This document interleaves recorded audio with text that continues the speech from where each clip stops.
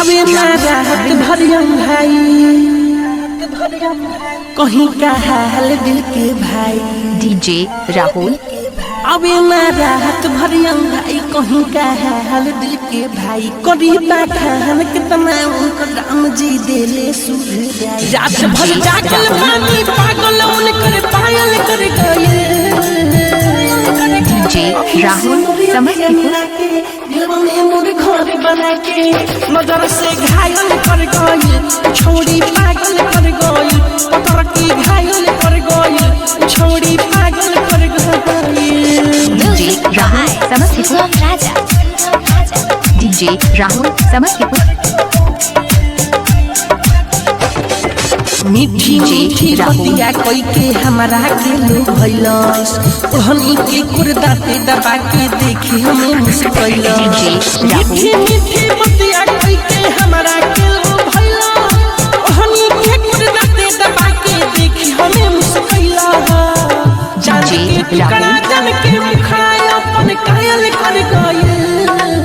अखियां से मोरी अखियां मिला के दिलवा में मोर घर बना के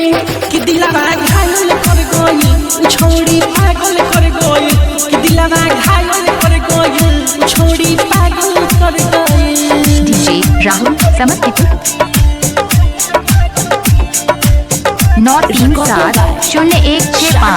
9370165513। मन बारे बेचैन कैसे जाके रसिक मिली सुनो तानी आज कल रहता दिल्ली मन बारे बेचैन कैसे जाके सुगम मिली सुनो तानी आज कल रहता दिल्ली डीजे राहुल मेरा सहल करके नंबर देखो डायल कर गए अखियां से मोरी अखियां मिला के दिलवा में मोर घर बना के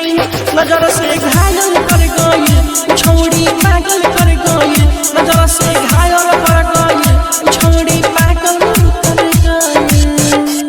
डीजे राहुल अबे मारा हाथ समस्तीपुर। भरियम भाई कहीं का हाल दिल के भाई करीबा खान कितना उनको दाम जी देले सुधराई रात भर जागल पानी पागल उनकर पायल कर गए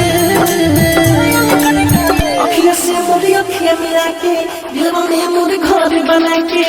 नजर से घायल कर गई छोड़ी पागल कर गई पतर की घायल कर गई छोड़ी पागल कर गई डीजे राहुल समस्तीपुर।